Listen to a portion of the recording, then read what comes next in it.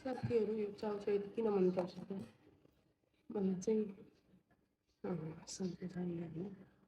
अनि मलाई चाहिँ चाउचाउ खान्थेन नि।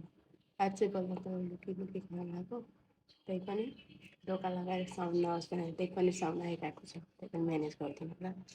जस्तै के साथीहरू म यति खान्थेँ नि, आजभोलि त्यही पनि पिरो नहालेर खाइरहेको छु। यति सुकुन मिलिरहेको छ यो सनसाइड होइन।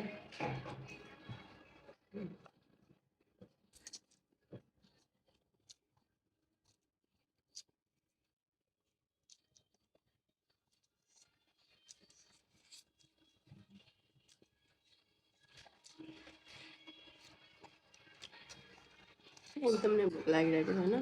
अब खाना त केही पनि छैन, बासी भात थियो, साँझको थियो त्यो पनि। अहिले चाहिँ 6 बजिरहेको छ साँझको। अनि मासु त फेरि म चाहिँ मासु खाँदैन, जस्तो मासुको नाक लाग्यो नि त्यस्तै चाउचाउको पनि लाग्नुपर्ने छ। बट लागिरहेको छैन, केही छैन। मलाई यो भिडियो हेरेर धेरैले गाली गर्नुहुन्छ, मेरो दिदीहरू, मेरो बुढा। गर्नु केही छैन, बिगार्छ आफूलाई नै बिगार्छ भनेर नै हुन थाहा भनेको बिगार्छ आफूलाई नै, तर पनि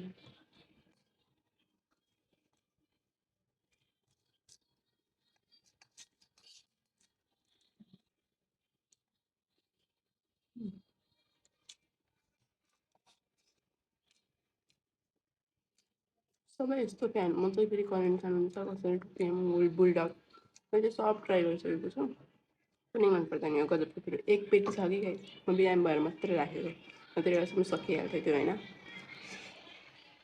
खाएको छु, राति फेरि मलाई नै गाह्रो हुन्छ थाहा छ। So by.